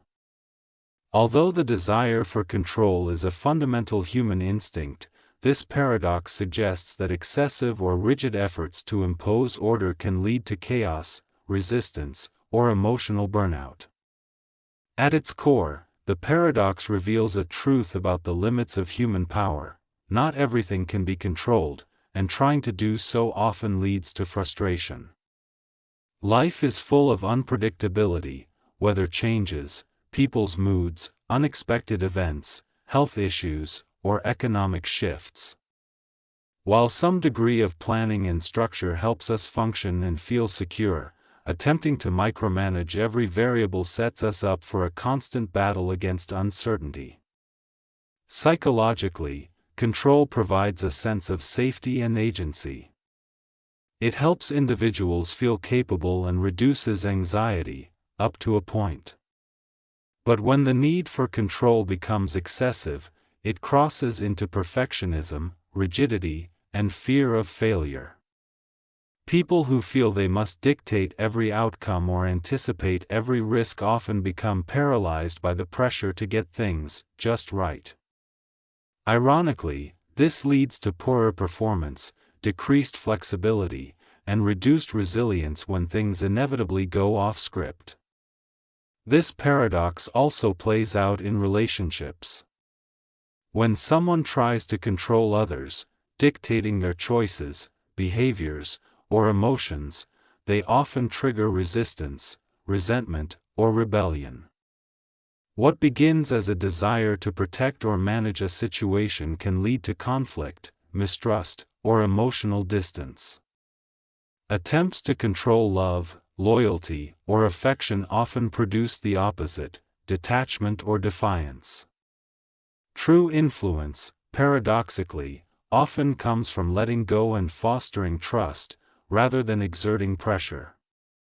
In organizational and leadership contexts, the control paradox appears when managers impose excessive rules, surveillance, or top-down directives. While such control might produce short-term compliance, it stifles innovation, initiative, and morale. People perform better when they feel empowered, autonomous, and trusted, not micromanaged. In this way, letting go of some control can actually increase overall productivity and alignment. Spiritual and philosophical traditions have long echoed the wisdom of this paradox. Stoicism teaches that we should focus only on what is within our control, our thoughts, choices, and values, while accepting what lies beyond it. Eastern philosophies like Taoism emphasize flow and surrender, recognizing that trying to force life to bend to our will often leads to suffering, not peace. Ultimately, the control paradox teaches that the path to genuine strength, effectiveness, and peace often requires releasing the illusion of total control.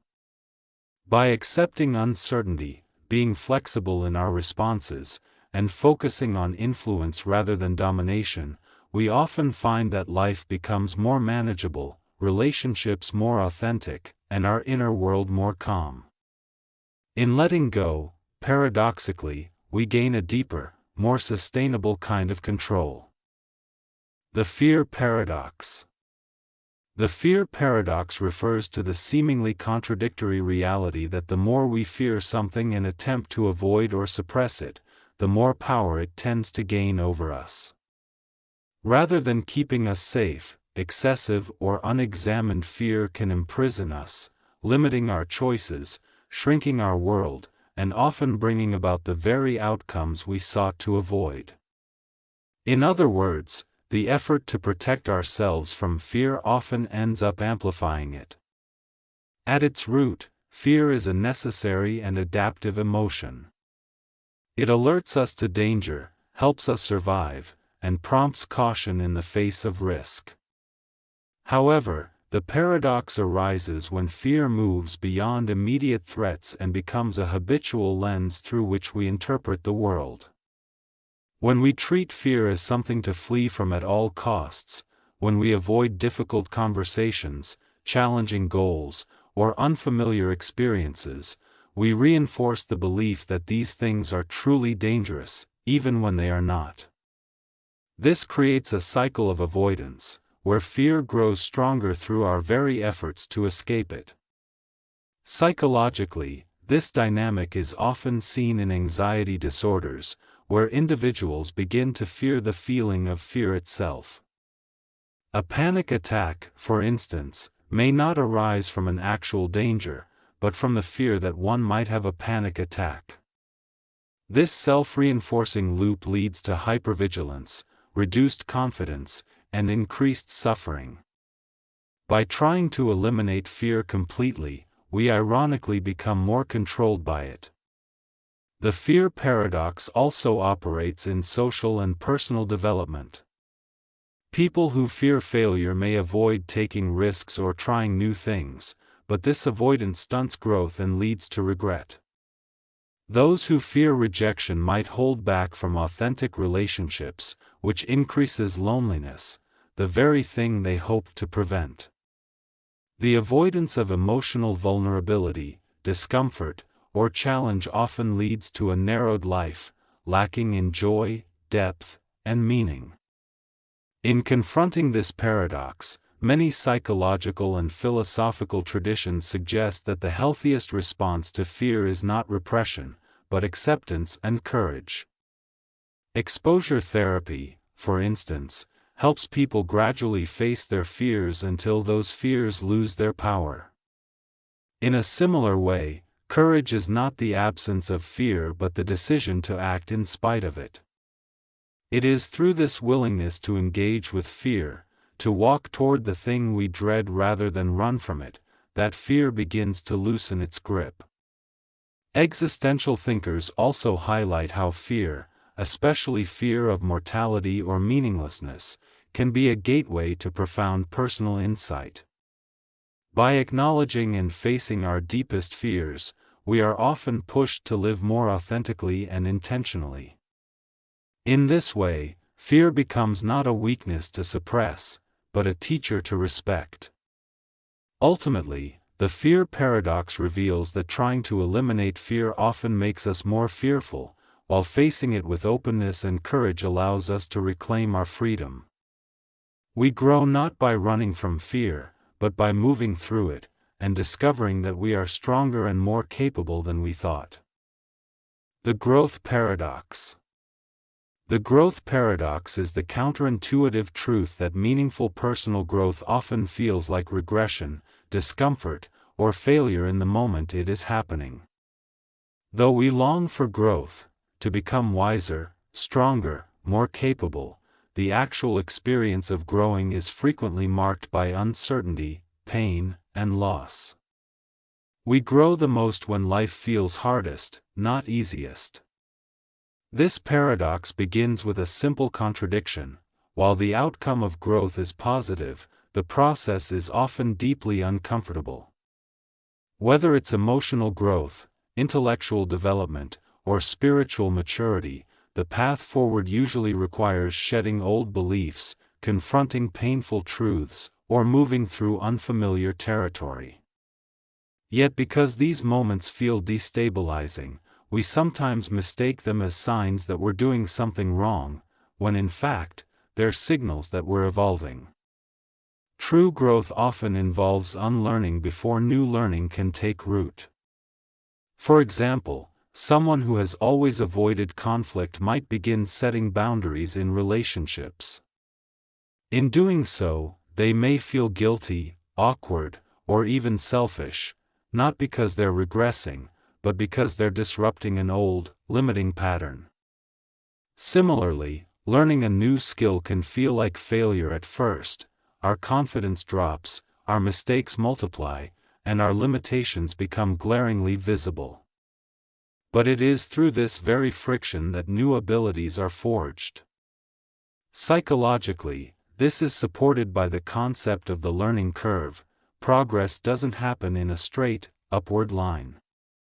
It's often non-linear, with plateaus, setbacks, and dips that are essential to deeper understanding. Neuroscience shows that discomfort and challenge activate brain regions involved in adaptation. We grow not by staying comfortable, but by being stretched beyond our current limits. The growth paradox also shows up in emotional healing. Recovery from grief, trauma, or major life changes doesn't feel empowering at first, it feels like falling apart. But over time, going through these difficult states reshapes our identity, deepens our empathy, and helps us build inner strength. Paradoxically, we become more whole by first feeling broken. Spiritually and philosophically, this idea is echoed across traditions. In Christianity, growth comes through humility and suffering. In Buddhism, enlightenment begins with detachment and the acceptance of suffering. In existentialism, meaning is created through struggle and choice. Across these worldviews is a shared theme: growth often emerges from crisis, and breakdowns can lead to breakthroughs. Another dimension of the growth paradox is that growth requires resistance. Muscles grow by being torn and rebuilt. The mind grows by wrestling with difficult questions. Character grows by facing setbacks. If life is too easy, there is no friction to create depth, resilience, or transformation. In the end, the growth paradox teaches that the very feelings we try to avoid, uncertainty, frustration, discomfort, are often the raw materials of our becoming. The confusion you feel when rethinking your beliefs, the vulnerability of starting something new, the awkwardness of stepping outside your comfort zone, these are not signs you're failing. They're signs you're growing. Growth, like nature itself, happens slowly, quietly, and often invisibly, until one day, we look back and realize we've changed. The Hedonism Paradox. The Hedonism Paradox is a philosophical and psychological insight that reveals a counterintuitive truth: the more one directly pursues pleasure or happiness as a goal, the more elusive it becomes. At its heart, this paradox challenges the fundamental principle of hedonism, the belief that pleasure is the highest good and the proper aim of life. On the surface, it seems reasonable to seek happiness through enjoyable experiences, comfort, and gratification. After all, who doesn't want to feel good? However, the paradox emerges when individuals make pleasure the central focus of their lives. Rather than achieving lasting joy, they often experience dissatisfaction, emptiness, or anxiety. This phenomenon can be seen in those who chase constant entertainment, indulgence, or stimulation, only to find that their sense of fulfillment diminishes over time. One reason for this lies in adaptation. Human beings are remarkably adaptive creatures, and when a pleasurable experience is repeated or prolonged, it tends to lose its impact. Psychologists call this hedonic adaptation, the tendency for people to return to a baseline level of happiness regardless of positive or negative life events. As a result, pleasures that once thrilled us eventually become routine or even boring. The pursuit of more intense or frequent pleasures in response often leads to diminishing returns. Another dimension of the hedonism paradox is self-consciousness. When we focus too much on whether we are happy, we tend to become hyper-aware of our emotional state, which disrupts the natural flow of joy. Trying to measure or monitor our own happiness can make it feel artificial or forced. It's akin to trying to fall asleep by focusing on falling asleep. It rarely works and often backfires. Moreover, meaning and purpose, not just pleasure, are essential components of lasting well-being. Activities that bring deep satisfaction, such as helping others, engaging in creative work, or facing challenges, often involve effort, discomfort, or delayed gratification. Yet these are the very things that people later describe as deeply fulfilling.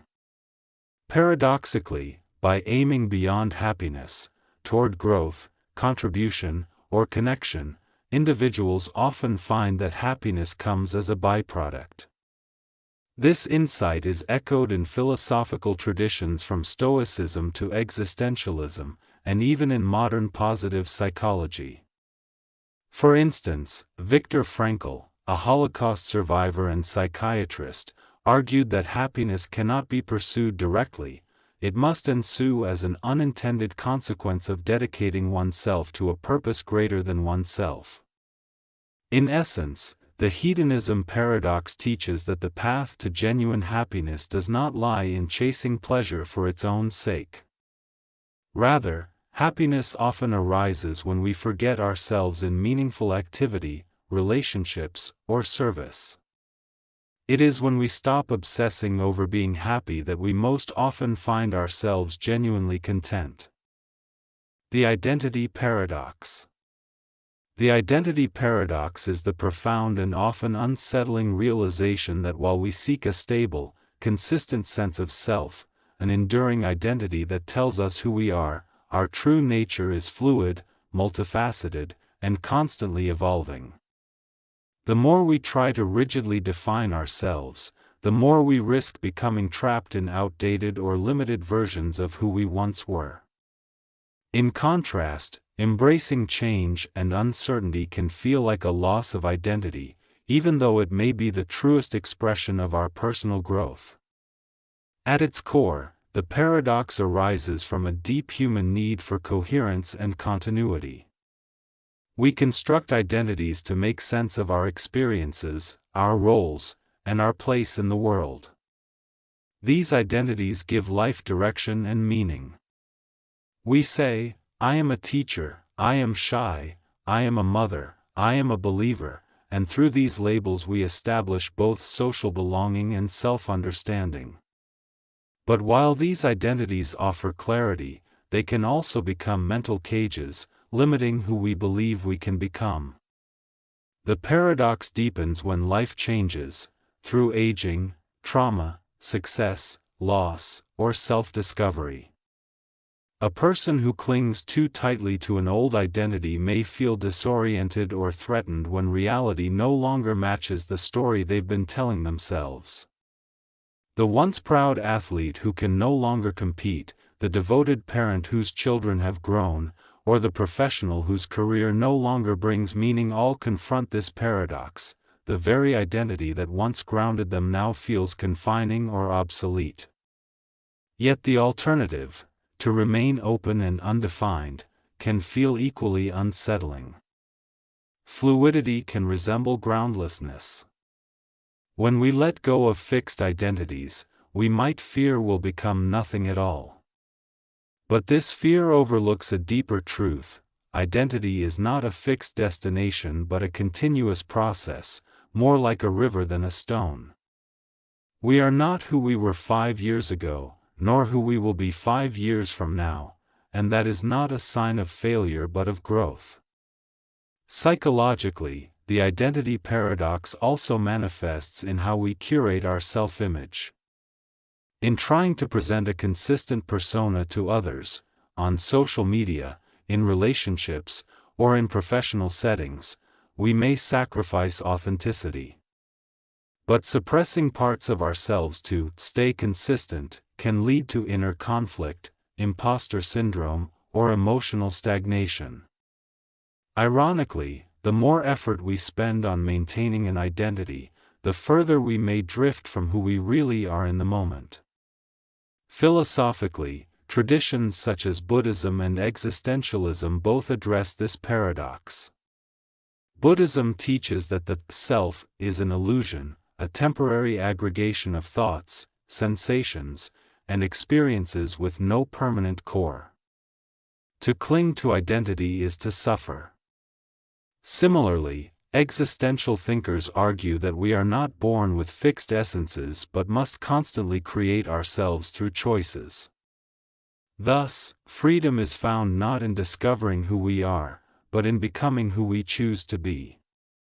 Ultimately, the identity paradox teaches that while identity provides stability, it must remain flexible to remain alive. True self-understanding requires the courage to revise the story of who we are as we evolve. We are not confined by our past selves, nor fully defined by our present ones. In letting go of rigid identities, we don't lose ourselves, we find space to grow into the fullness of who we might become. The Self-Improvement Paradox. The self-improvement paradox is the subtle and often frustrating reality that the more intensely you try to fix yourself, the more broken you may feel, while true growth often begins with accepting yourself exactly as you are.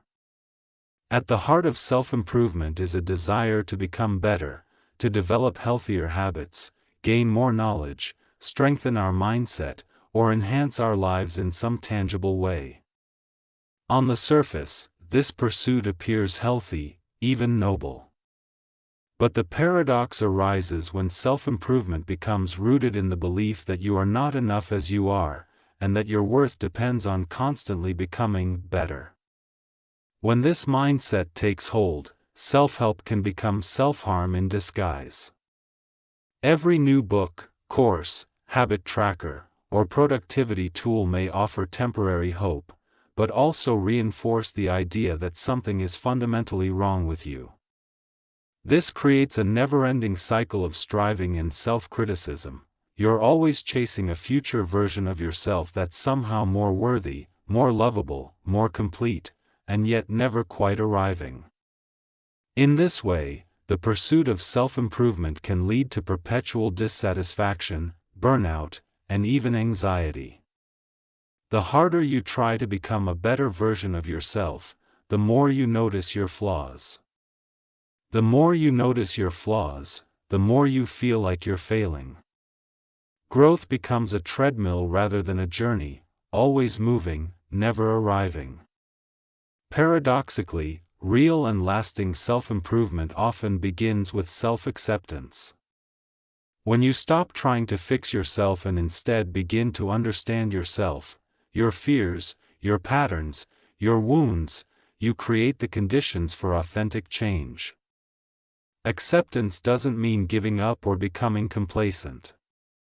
It means seeing yourself clearly and kindly, without shame. And from that place of clarity and compassion, growth becomes more natural, more grounded, and less punishing. This paradox is echoed in many wisdom traditions. In mindfulness and therapy, for example, healing often comes not from forcing change, but from noticing what is, and allowing it.